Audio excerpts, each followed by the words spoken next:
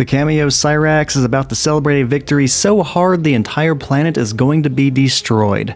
Good morning, good evening, whatever time of day it is for you. Welcome to this thing that I do called Thor's Entertainment. I am Thor. This is going to be another Fatal Friday video. Fatal Friday being a series where I went into the Kombat League for Mortal Kombat 1, and I tried getting the various finishers for the main characters and the cameo fighters against random people. This week I'm going to be highlighting the fatality for the Kameo Cyrax that is titled Annihilation. And helping him to earn that fatality is going to be the main roster character, Smoke. The random opponent that I got in the Kombat League this time around was somebody using Liu Kang in the Kameo Kano, which means this is going to be the second video in a row that I'm fighting against some random person that is using Liu Kang. And in my previous video I said that most of the time whenever I fight people using Liu Kang, they have a tendency to just run away and throw projectiles the entire match. That is by far my least favorite kind of Liu Kang user because it's just really annoying to fight against.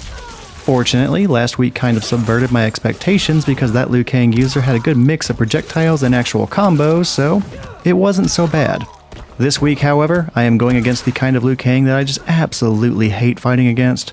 It is just going to be constantly running away or using any sort of attack that has a bunch of pushback, and then they are going to go into throwing projectiles as much as humanly possible.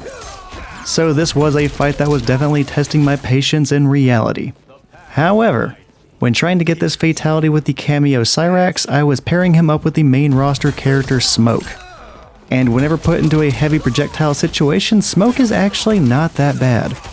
Because if you can predict whenever your opponent is going to throw a projectile, especially if they are doing it a lot, you can just do a meter burn teleport with Smoke. It's going to knock the opponent into the air and you're going to get a full combo out of it. So that can be a pretty good way of punishing somebody who just wants to throw projectiles the entire match. Now unfortunately for me, things really do not work out well in this first match because Liu Kang ends up winning it very decisively. So yeah, everything was going all Liu Kang's way by the end of the match. I ended up losing and he ends up taunting me doing a bunch of teabags, and you know what, we cannot lose to that. And by teabagging, that makes this the perfect person to do a fatality against, so we need to absolutely win this set and do that to them. In order to do that, I needed to get around some hurdles that were causing me some problems throughout that match because obviously things just weren't working out for me. I was just not getting around those projectiles all that well, and every time I got close to Liu Kang, I was either dropping combos or he was armoring his way out of whatever I was trying to do. Or the occasional uppercut as well. Now the second match, it starts off way better than the previous one. I capture Liu Kang inside Cyrax's net, and I get a full combo against him. So what I like to do with Smoke and Cyrax is I will start a combo and then I'll always end it with a deadly vapors attack from Smoke. It restands the opponent, and whenever Smoke does his little stutter step, whenever he starts to spin around and punch the opponent, the timing is kind of tricky, but that's when I like to summon Cyrax, and before the opponent gets knocked to the ground, Cyrax will catch them, he'll carry them into the air, and then I can go airborne myself and keep the combo going. That typically results in some pretty good damage, and I really like how the combos look. I just wish I was a little bit more consistent with the timing because more often than not, I was missing with Cyrax whenever doing the very end of that deadly vapors attack. And that often led to me just leaving a bunch of damage on the table, and it was not very good for my odds of winning. Now that definitely was not the case here in this second match because after pulling off that 347 damage combo, I kept that momentum going and I took the very first round. And if I just kept minimizing the amount of times I missed with Cyrax and just kept him helping me out to get some pretty good damage, things were going to go pretty alright for me. Especially considering I was starting to get the teleport timing down against his projectiles. It wasn't resulting in crazy amounts of damage or anything, but it was definitely outperforming the chip damage he was getting from me blocking his projectiles. That, and I always had the option of armoring through his projectiles as well. Again, not a crazy amount of damage will come from that, but still. It would be damage on the board and that could contribute to some victories for me down the road. Granted, I just tried it there predicting a projectile, but that projectile never came. Liu Kang blocked it, he punished it, and he won the second round of the second match. So this all comes down to a third and final round.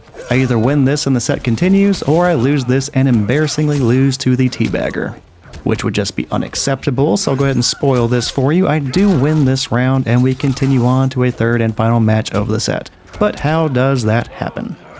Well, even though it did not really work out for me at the end of the second round, the key to victory here was mostly just me armoring through Liu Kang's attacks. Like I said, not a crazy amount of damage, but I also said any damage on the table could contribute to me eventually winning, and in this case it definitely did.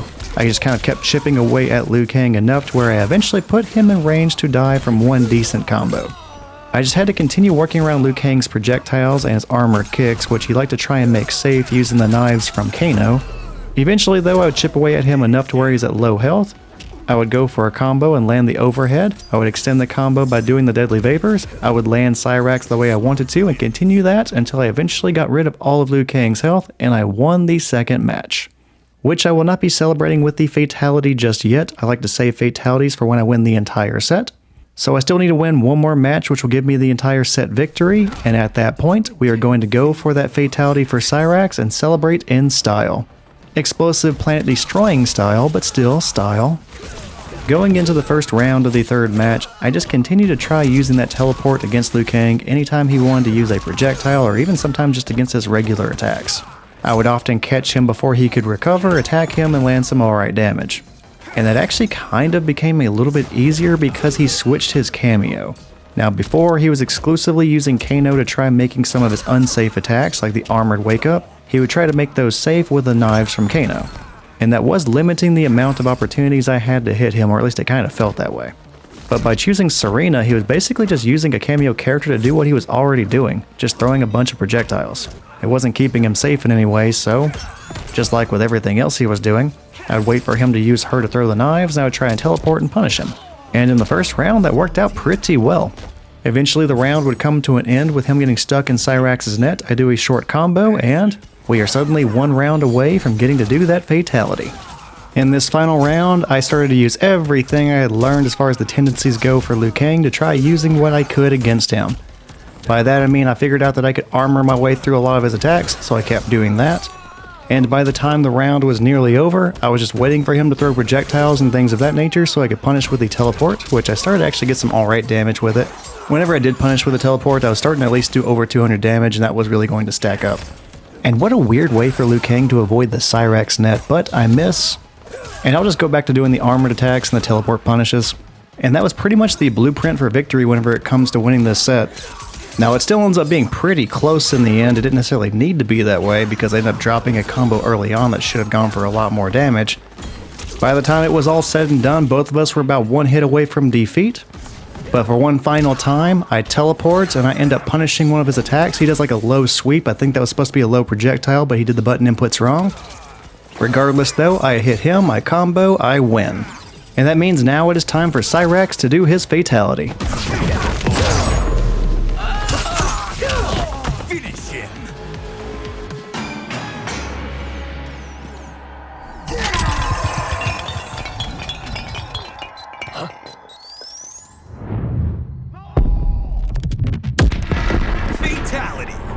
Smoke wins.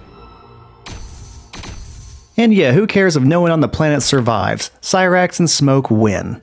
And that was the Annihilation fatality for the Kameo Cyrax. Now I'm of two different mindsets whenever it comes to this fatality in this exact situation. At the beginning of the video, I thought to myself, Cyrax is going to be celebrating so hard the entire planet is going to be destroyed. That's how good of a victory it was in his eyes. But now that I've watched back the entire set, it might also be fury and rage that caused the entire planetary destruction.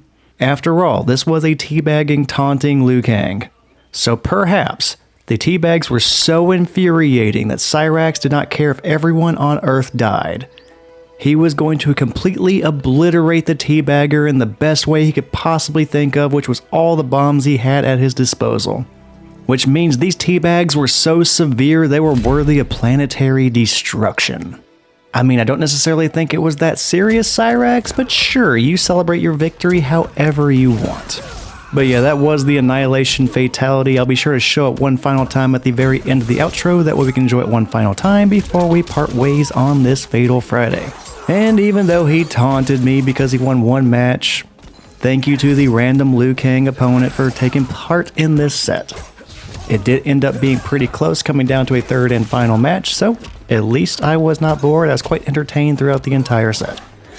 And we also got to end the set with the most unnecessarily destructive fatality I can think of throughout the entire Mortal Kombat franchise. So there is that. For anyone watching the video, thank you for checking out for this long, and if you did enjoy it, feel free to check out the other things I have on the Thor's Entertainment channel.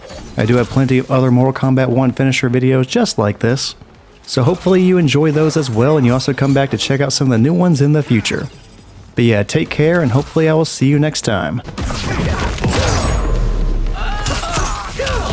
Finish him.